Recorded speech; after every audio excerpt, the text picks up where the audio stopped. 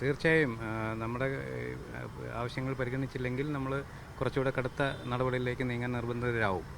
അതായത് അനിശ്ചിതകാലത്തേക്ക് OP ബഹിഷ്കരിക്കുക. ഇപ്പോൾ operation നടക്കുന്നുണ്ട്. അപ്പം എലക്റ്റീവ് ഓപ്പറേഷൻസൊക്കെ നിർത്തിവെക്കുക. എമർജൻസി മാത്രം, കാഷ്വാലിറ്റി മാത്രം പ്രവർത്തിപ്പിക്കുന്ന ഒരു നടപടിയിലേക്ക് നമ്മൾ നീങ്ങാൻ നിർബന്ധിതരാകും. സംസ്ഥാനത്തെ സർക്കാർ മെഡിക്കൽ കോളേജുകൾ മുമ്പെങ്ങുമില്ലാത്ത വിധം വലിയ പ്രതിസന്ധിയിലൂടെയാണ് ഇപ്പോൾ കടന്നു പോകുന്നത്. നമുക്കറിയാം, KGMCTA കഴിഞ്ഞ കുറേ കാലമായിട്ട് അവരുടെ നിരവധിയായിട്ടുള്ള ആവശ്യങ്ങൾ സർക്കാരിന് മുമ്പിലേക്ക് വെച്ചിട്ടുണ്ട്. അതിനകത്തൊന്നും അനുഭാവപൂർവ്വമായിട്ടുള്ളൊരു സമീപനം അല്ലെങ്കിൽ അങ്ങനെ ഒരു ഇടപെടൽ സർക്കാർ തലത്തിൽ ഉണ്ടാകാത്തതുകൊണ്ട് പലതരത്തിലുള്ള സമരമാർഗത്തിലേക്കാണ് KGMCTA കടന്നിട്ടുള്ളത്. കഴിഞ്ഞ ഒക്ടോബർ മാസം 20-ാം തീയതി OP ബഹിഷ്കരിച്ചുകൊണ്ടുള്ള ഒരു മുന്നറിയിപ്പിലേക്ക് KGMCTA പോയിരുന്നു. പിന്നീട് ഒക്ടോബർ 20-ന് ശേഷം 28-ന് OP ബഹിഷ്കരിച്ചു. നവംബറിലേക്ക് വരുമ്പോൾ നവംബറിൻ്റെ തുടക്കത്തിൽ തന്നെ ഇപ്പോൾ 5-ാം തീയതിയും അവർ OP ബഹിഷ്കരിക്കുകയാണ്. ഇന്നിപ്പോൾ പൂർണ്ണമായിട്ട് OPയും അതുപോലെ തന്നെ മറ്റ് അധ്യാപനവും അടക്കമുള്ള കാര്യങ്ങൾ ബഹിഷ്കരിച്ചുകൊണ്ടാണ് KGMCTയുടെ സമരം ഇപ്പോൾ പുരോഗമിക്കുന്നത്. പലതരത്തിൽ ഇങ്ങനൊരു സൂചനാ പണിമുടക്കടക്കം നടത്തിയിട്ടും ഒരു ഇടപെടൽ ഉണ്ടായിട്ടില്ല. നമ്മുടെ ആവശ്യങ്ങൾ അറിയാം. പുതിയ തസ്തികകൾ സൃഷ്ടിക്കുക, രോഗി ഡോക്ടർമാർ അനുപാതം കൃത്യമാക്കുക, അവരുടെ ശമ്പള ആനുകൂല്യങ്ങൾ നൽകുക, അങ്ങനെ നിരവധിയായിട്ടുള്ള ആവശ്യങ്ങളുണ്ട്. ഇതിലൊന്നും തീരുമാനമായിട്ടില്ല. ഇപ്പോൾ KGMCTയുടെ സംസ്ഥാന ഭാരവാഹി ഡോക്ടർ റോസ്നാല ബീഗം മീഡിയനൊപ്പം ചേരുകയാണ്. ഡോക്ടർ, ഇപ്പം കുറേ തവണയായി നിങ്ങൾ സമരം നടത്തുന്നു. ഇങ്ങനെ സമരം നടത്തുന്നതിനപ്പുറത്തേക്ക് എന്തുകൊണ്ടാണ് ഒരു ഇടപെടൽ സർക്കാർ തലത്തിൽ ഉണ്ടാവാത്തത്? അത് ഞങ്ങൾ വോട്ട് ബാങ്ക് അല്ലാത്തതുകൊണ്ടായിരിക്കാം. അതുപോലെ തന്നെ എന്ത് പ്രശ്നമുണ്ടെങ്കിലും ഇവിടുത്തെ ഡോക്ടർമാർ ജനങ്ങളെ വളരെയധികം ബുദ്ധിമുട്ടിച്ചുകൊണ്ട് സമരത്തിലേക്ക് ഇറങ്ങുന്ന ഒരു ചരിത്രം ഉണ്ടായിട്ടില്ല.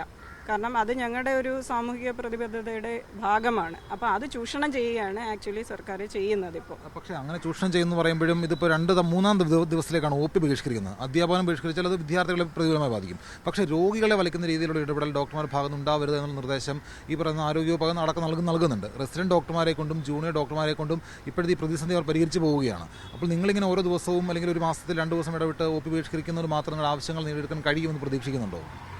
രോഗികൾക്ക് ബുദ്ധിമുട്ടുണ്ടാകാതെ നോക്കേണ്ടത് ഗവൺമെൻറ്റിൻ്റെ റെസ്പോൺസിബിലിറ്റിയാണ്. അപ്പോൾ എന്താണ് ഇതിലെ പ്രശ്നം എന്നുള്ളത് കൃത്യമായി മനസ്സിലാക്കാനും അതിലൊരു തീരുമാനം എടുക്കാനും ഗവൺമെൻറ്റിന് പറ്റുന്ന കാര്യമാണ് വേണമെന്നുണ്ടെങ്കിൽ. അപ്പോൾ അത് ഗവൺമെൻറ് ചെയ്യുന്നില്ലെങ്കിൽ അത് ഞങ്ങളുടെ തലയിലേക്ക് കെട്ടിവെച്ചിട്ട് കാര്യമില്ല. കാരണം ഞങ്ങൾക്ക് വേറെ വഴിയില്ല. ഇനി ഞങ്ങളുടെ ആവശ്യങ്ങൾ കൃത്യമായിട്ട് എന്താണെന്ന് അവർ മനസ്സിലാക്കാത്തൊന്നുമല്ല, എല്ലാം അറിയാം. വേണമെന്ന് വെച്ചാൽ തീരുമാനം എടുക്കാനും പറ്റും. പക്ഷേ ഞങ്ങൾ എന്താ പറയുക, അങ്ങനെ ഒരു ഗ്രൂപ്പ് അല്ലാത്തത് കൊണ്ട് ഞങ്ങളുടെ മനഃപൂർവ്വം മാറ്റി നിർത്തുകയാണ്. പിന്നെ പേഷ്യൻസിൻ്റെ കാര്യം പറഞ്ഞു. ഇവിടെ വരുന്ന കെയർ ഇപ്പോൾ OP നടത്തുന്നു, തടസ്സമില്ലാതെ പോകുന്നു. അപ്പോൾ ഒരു മെഡിക്കൽ കോളേജിൽ തടസ്സമില്ലാതെ പോകുക എന്നുള്ളത് കൊണ്ട് എന്താ ഉദ്ദേശിക്കുന്നത്? ഒരു പെരിഫറിയിൽ ഒരു ശരിക്കും പറഞ്ഞാൽ നല്ല ഒരു കൺസൾട്ടൻറ്റ്, വർഷങ്ങളുടെ എക്സ്പീരിയൻസ് ഉള്ള ഒരു കൺസൾട്ടൻറ്റ് കണ്ടിട്ട് ആ ഇവാലുവേഷൻ പോരാ, അല്ലെങ്കിൽ ആ അസുഖത്തിന് ആ ട്രീറ്റ്മെൻറ്റ് പോരാ, വിദഗ്ധമായ ട്രീറ്റ്മെൻറ്റ് വേണം എന്ന് പറഞ്ഞിട്ടാണ് ഇങ്ങോട്ട് റെഫർ ചെയ്യുന്നത്. അപ്പോൾ ഇവിടെ വരുമ്പം PG വിദ്യാർത്ഥികളാണോ കാണേണ്ടത് ജനങ്ങളെ? അപ്പോൾ അങ്ങനെ മതി എന്ന OP തടസ്സമൊന്നും ഇല്ലാതെ പോകുന്നു എന്ന് ജനങ്ങളുടെ കണ്ണിൽ പൊടിയിടാനാണ് സർക്കാരിൻ്റെ ശ്രമമെങ്കിൽ അങ്ങനെ ആയിക്കോട്ടെ.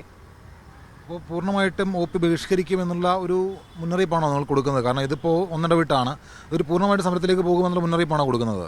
തീർച്ചയായും നമ്മുടെ ആവശ്യങ്ങൾ പരിഗണിച്ചില്ലെങ്കിൽ നമ്മൾ കുറച്ചുകൂടെ കടുത്ത നടപടികളിലേക്ക് നീങ്ങാൻ നിർബന്ധിതരാകും.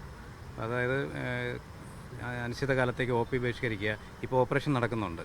അപ്പം എലക്റ്റീവ് ഓപ്പറേഷൻസൊക്കെ നിർത്തിവെക്കുക. എമർജൻസി മാത്രം, കാഷ്വാലിറ്റി മാത്രം പ്രവർത്തിപ്പിക്കുന്ന ഒരു നടപടിയിലേക്ക് നമ്മൾ നീങ്ങാൻ നിർബന്ധിതരാകും. അപ്പോൾ അത്തരത്തിലുള്ളൊരു കടുത്ത തീരുമാനത്തിലേക്ക് പോകുമെന്നുള്ളതാണ് ഡോക്ടർമാരുടെ സംഘടനയായിട്ടുള്ള KGMCTA പറയുന്നത്. അവരുടെ ആവശ്യങ്ങളുണ്ട്. രോഗി ഡോക്ടർമാർ അനുപാതം കൃത്യമാക്കുക, പുതിയ തസ്തികകൾ സൃഷ്ടിക്കുക. ഇപ്പോൾ ഈ പറയുന്ന കാസർഗോഡും വയനാടും ഇടുക്കിയിലും കോന്നിയിലും ഒക്കെ മെഡിക്കൽ കോളേജുകൾ വന്നു. അപ്പോൾ കേരളത്തിലെ എല്ലാ ജില്ലകളിലും മെഡിക്കൽ കോളേജായി. പക്ഷേ അവിടെ കൃത്യമായിട്ട് ഡോക്ടർമാർ എണ്ണം കുറവാണ്. കൃത്യമായി ഡോക്ടർമാരെ നിയമിക്കുക, അവർക്ക് ശമ്പള ആനുകൂല്യങ്ങൾ നൽകുക, ശമ്പളത്തിനകത്തുള്ള പലതരത്തിലുള്ള വ്യത്യാസങ്ങളുണ്ട്, അത് കൃത്യമായിട്ട് ഏകീകരിക്കുക, അങ്ങനെ തുടങ്ങി നിരവധിയായിട്ടുള്ള ആവശ്യങ്ങളുണ്ട്.